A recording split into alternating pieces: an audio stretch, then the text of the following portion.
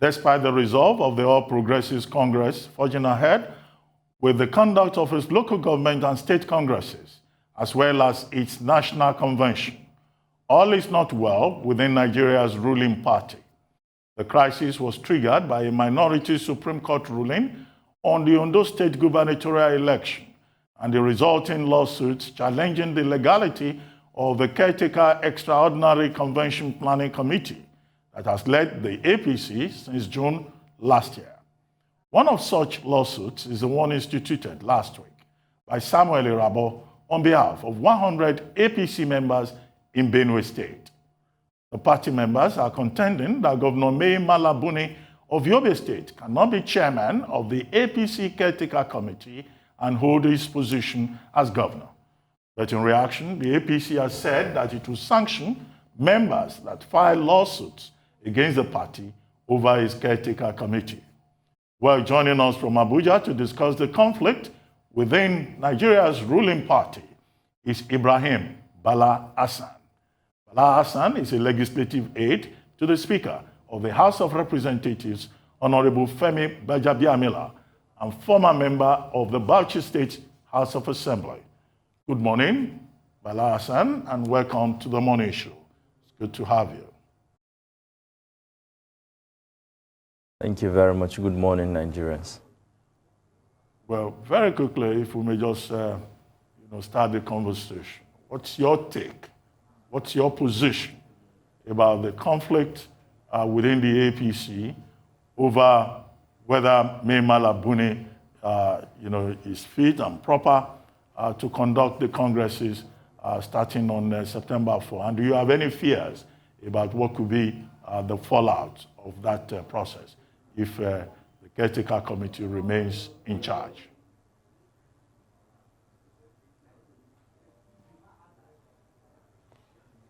Well, once again, good morning, Nigerians. Good morning, Arise TV. Thank you for having me this morning to discuss a wide range of issues concerning politics and governance in our great country, Nigeria. As you all know, as journalists, this issue of the legal tussle in our great party, the APC, has been going on for quite some time with different opinions about the legality of the Caretaker Committee led by His Excellency, the Governor of Yobe State, Buni. As everybody is aware, and you as a journalist, you know the issues that happened before the emergence of the Caretaker Committee due to some internal wranglings within the ruling APC. But the president was wise enough to quickly take an action, by waging in and appointing the Caretaker Committee. And there's nothing wrong with appointing a Caretaker Committee headed by a governor of a state. And by the legal team has already trashed this issue many times on media, by press conferences, by press releases, saying there's no contravention to Section 183 of the Constitution. It's clear. You can actually appoint a sitting governor to head a Caretaker Committee, and this power is vested on the neck of the party. And that's exactly what happened. And Governor Buni is the acting Caretaker Committee, and it's not a paid job, because most of the people who are on the other side of the table who are saying his leadership is illegal, I think they are ignorant of the law by not going into the nitty-gritty of how he emerged and how he is operating. And they need to sit down with lawyers who are not biased to actually explain to them how Governor Buni is still the acting Caretaker Committee chairman of the party, because this is not a paid job. He was asked to come and do it.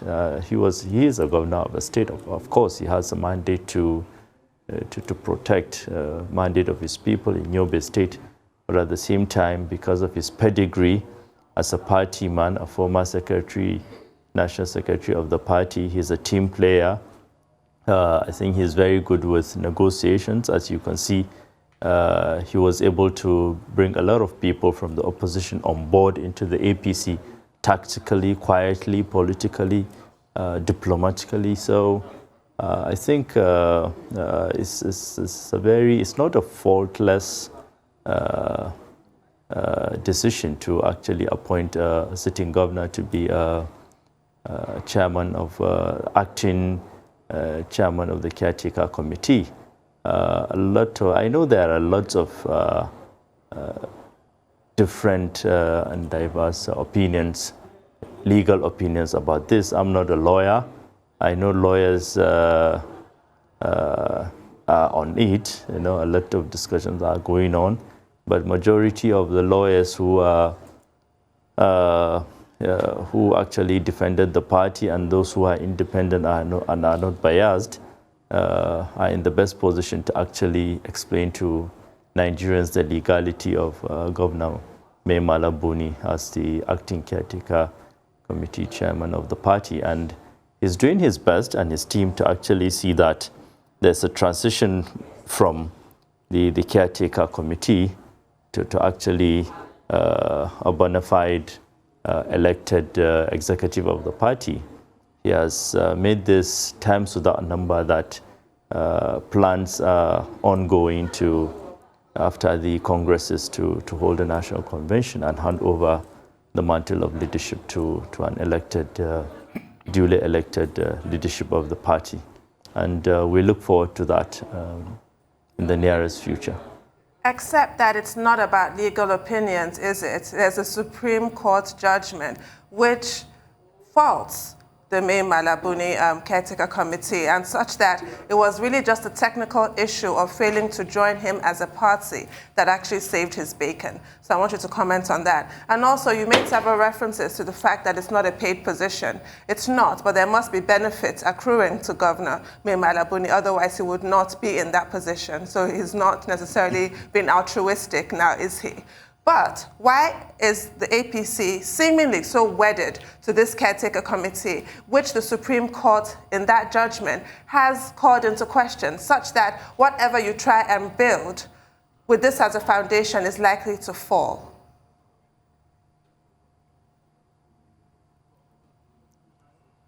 Well, I think the APC as a party was vindicated by the Supreme Court judgment in the case of Ondo State Governor Akeredolu, 3 against 4. And in any case around the world, and by the time you have the majority, definitely you are vindicated. So if Governor Akeredolu can scale through in the Supreme Court judgment, so why all the noise? You know, it shows that there's no issue with Governor Mala Buni submitting his name as a candidate and signing his form. So that has already settled the whole issue. So I don't know why people are trying to create a problem where there's no problem. I know even some of our party chieftains are actually not happy with some of the developments that is happening within the party, seeing Governor Mala Buni still in acting capacity. And I've seen a lot of letters, especially by my brother, Festus Keyamo, raising his concern over the acting caretaker committee and projecting what he termed as the collapse of the party in the nearest future, especially when it comes to 2023 elections. But I think the legal team is doing its best. I'm not a lawyer, as I said, but the legality of the caretaker committee under Governor Mala Buni I think it's a settled issue, and I don't think the president, the vice president, who is a lawyer, and a lot of senior advocates who are members of the party can allow any kind of disaster to happen to the party. And I'm very optimistic that we will overcome all these issues very soon. Please, I just want to ask you, have you taken out time to read the dissenting views in that judgment, the opposition? Have you taken out time to read the arguments? Because I'm shocked, at your reply that 4-3 means that there's a victory, when there are very strong, copious arguments in that dissenting views about that judgment. I think we should all read those dissenting views. And secondly, would you say that the World Congress is held, under Mai Mala Buni, have been a success? Very, very successful. And APC was wise enough to adopt the consensus arrangement across board. And I'm very sure the upcoming local government congresses too, most of our states will adopt the same consensus arrangement. In my state, for example, in Bauchi, the consensus arrangement worked very well.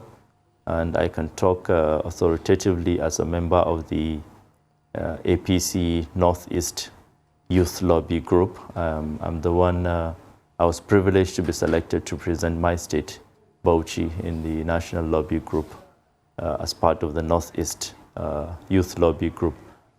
We are mandated to make sure that there is 30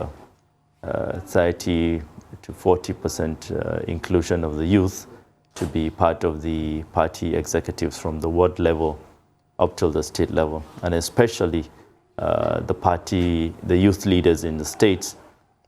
We are mandated to make sure that youth leaders emerge between the ages of 0 and 35.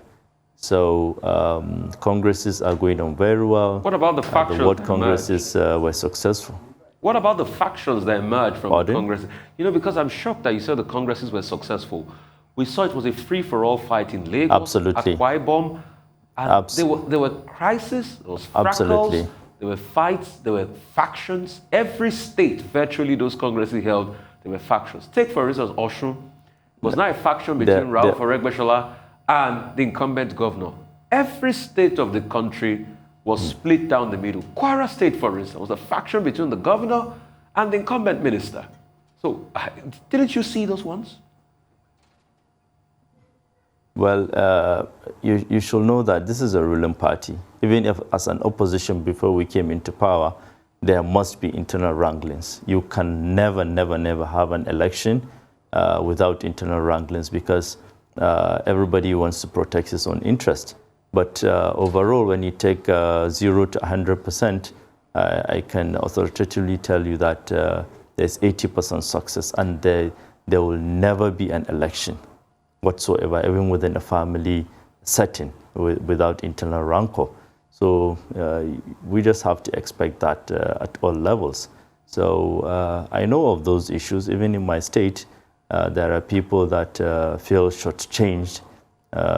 Those that are even in the seat of power, some members of the House of Representatives were complaining in their own various constituencies that they were not able to get their people on board. But what I want our party members to understand, our chieftains, our elected representatives, when you say consensus, most of the time those that are occupying those seats, because of death, health challenges, or anti-party activities, these are the yardsticks and criteria that we actually used, for example, in Bauchi.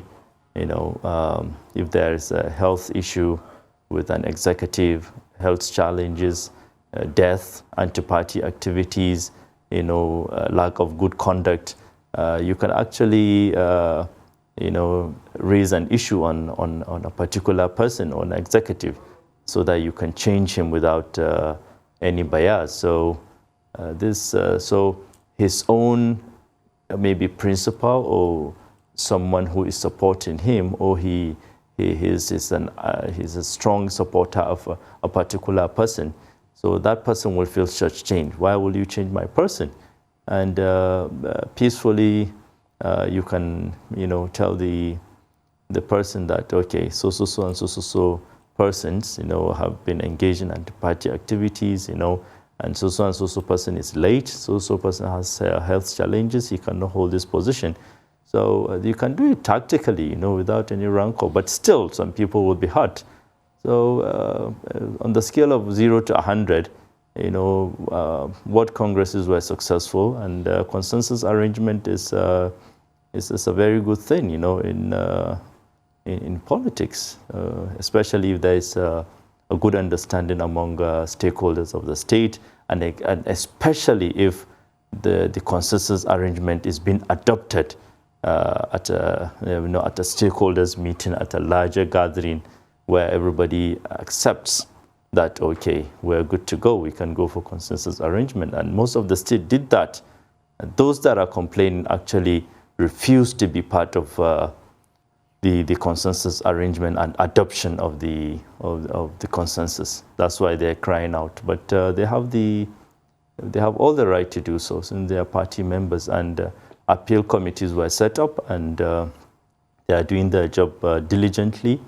I've seen the inauguration of the appeal committees, and they have been deployed to all the states, and now they are preparing the reports based on what they receive from even from various states on people that feel such change. They can channel their grievances through the appeal committees, and I'm sure under the leadership of His Excellency Bala Buni, those appeal reports will be duly implemented. Well, Hassan, you referred earlier on to the National Youth Lobby Group within the APC. I'm sure you are very happy about it. That's why you brought it up. Is it the case that before now, absolutely, young persons within the party have been excluded for the Buni Caretaker Committee to even insist on a definition of who is a youth within the party? As you said, between the age of 18 and 35 years. But if you look at the list of the APC National Youth Lobby Group, which you referred to, across the geopolitical zone, you see that they are all male-dominated. Average of maybe 10, maybe you just see one female name there. You see that young women are not part of this youth engagement program in your party. And briefly, what do you think is the future of the APC? Because at the moment, it looks like the party is divided along both ethnic and geographical lines as party leaders play the politics of 2023. Well, I'm very happy with your observation of the gender disparity in our. I'm very sure the acting national youth leader, who is my good friend Barrister Ismail Ahmed, is listening to you. This is a very good observation, and I think this mistake will not be repeated. But I think they did this careful selection, not based on sentiment. They selected people of good pedigree across the states. There is a national lobby group which is headed by the acting national youth leader Barrister Ahmed, and also all the zones, the northeast, have their own, which I'm a member representing Bauchi State, North Central, Southwest, Southeast, South. And I'm sure they didn't do that deliberately. There's a reason behind that. And but this is a very good observation. I think the national leadership should look into that. And we're grateful and privileged to be among the National Youth Lobby Group. We'll do our best in seeing that the definition of youth is being maintained between the age of 18 and 35. As I'm talking to you, I'm not too happy about youth participation and in politics and governance, especially under our administration, and nobody is happy about that. And during the Youth Progressive Conference, most of the speakers, and especially the National Youth Leader, made it clear to the President, the Vice President, the ministers, and the members of the top cabinet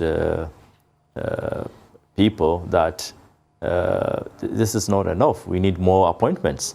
There are a lot of MDAs in Nigeria, ministries, departments, and agencies that are manned by people who doesn't have the capacity to move them forward. I can give you an example. As a member of the Bauchi State House of Assembly between 2015 and 2019, I was the Deputy House Committee on Appropriations, and at some point I was made the chairman of the Appropriations Committee. And during my interactions with the different MDAs, I realized that at the state and federal level, most of the MDAs don't even concentrate on revenue generation. They only concentrate on getting money from the state, from appropriations, and both in the state and the federal level. But most of the MDAs are revenue generation agencies, but they don't concentrate on that. All they need is money. And there are young people in Nigeria between the ages of 18 and 35 and 40 that are professionals in their own field, IT, civil engineering, name it, that can move this MDS forward. They can actually improve their revenue generation. They can inject new brains. They can create a very good team to move this country forward. But you see people being appointed based on sentiment, based on religious, ethnic, political, patron-client relationship. Okay, this is someone who I can control. Okay, I've worked with him before. He doesn't even have the capacity. So we need young people to be part of politics and governance in this country. We are not too happy, and this lobby group will continue to advocate of this youth lobby group, even after the congresses, will be like an advocacy group, not a pressure group, but we'll do it in a very diplomatic way. We'll still engage the party and the government to actually include more youth in governance in this country. I don't think anybody can argue with that point that you just made. Thank you very much, Ibrahim Hassan, for joining us on The Morning Show.